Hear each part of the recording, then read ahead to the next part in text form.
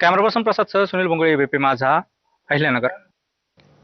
पुढची बातमी नागपुरातून. नागपूरमध्ये सुभाष रोडमधील HIG म्हाडा सोसायटीमध्ये मोठा घोटाळा झाल्याची माहिती अधिकारातून बाब समोर येते.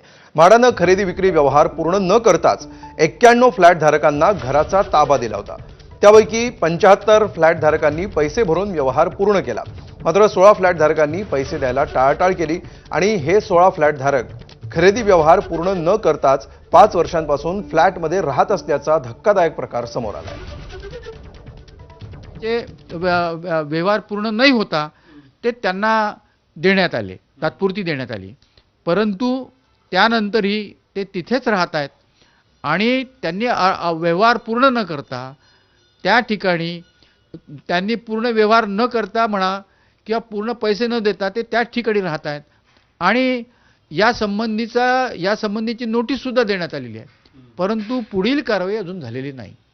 ही का नाही झाली ही मोठी आश्चर्याची गोष्ट आहे. कोणताही व्यवहार पूर्ण झाल्याशिवाय आपण ताबा देता येत नाही, परंतु या ठिकाणी ताबा दिला गेला, तर म्हणून हे गंभीर आहे असं मला वाटतं. ही जी सुभाष रोडवरची जी म्हाडा नागपूर मंडळाची स्कीम आहे ती 2014 मध्ये कंप्लीट झाली, परंतु त्याला OC मिळायला उशीर झाला. याचं कारण होतं की त्याला एन्व्हायरमेंटल क्लिअरन्स जे सर्टिफिकेट लागतं ते प्राप्त झालं नव्हतं. त्यामुळे त्या लोकांकडनं मागणी येत होती की आम्हाला ताबा द्या, परंतु जोपर्यंत आम्हाला एन्व्हायरमेंटल क्लिअरन्स मिळत नाही त्याशिवाय आम्ही ताबा किंवा चावी देऊ शकत नव्हतो, म्हणून प्रस्ताव प्राधिकरणाला पाठवला होता.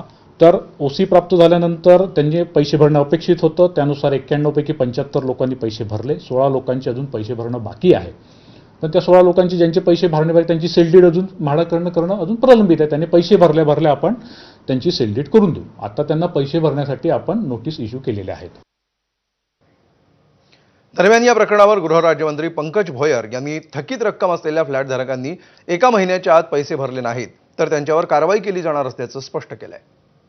गृहनिर्माण विभागाचे राज्यमंत्री पंकज भोयर आहे. साधारणतः 2011-12 पासून योजना त्या ठिकाणी सुरू झालेली होती, परंतु 2019 पर्यंत काही गोष्टींमुळे त्या योजनेला वेळ लागत होता. अशा वेळेस त्या ठिकाणी राहणाऱ्या गाळेधारकांना स्वतःचं घर देखील मिळत नव्हतं आणि बाहेर किराया देखील द्यावा लागायचा. त्याच्यामुळं त्यांचा लवकरात लवकर घराचा ताबा त्या ठिकाणी मिळावा याकरिता एन्व्हायरमेंट क्लिअरन्स असो किंवा ऑक्युपन्सी सर्टिफिकेट हे मिळण्याच्या कालावधीमध्ये त्यांना फर्निचर त्या ठिकाणी करण्याची परवानगी देण्यात आली होती. बाकी इतर काही काम करण्याची परवानगी त्या ठिकाणी देण्यात आलेली होती.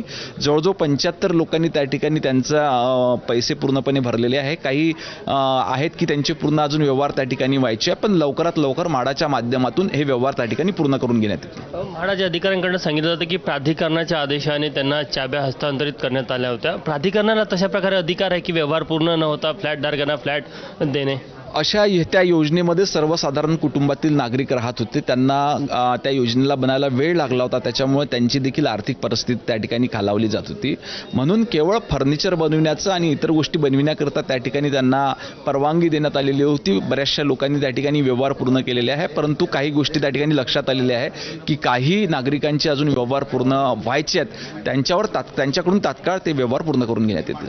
साधारण 16 लोक आहे. कधीपर्यंत त्यांच्याकडनं पैसे वसूल केले जाईल? कारण की असे फ्लॅट धारक आहे ज्यांच्यावर 50-52 लाख रुपये थकीत आहे. येणाऱ्या 1 महिन्याच्या आतमध्ये संपूर्ण रक्कम भरण्याच्या सूचना त्या ठिकाणी देण्यात आलेल्या आहेत.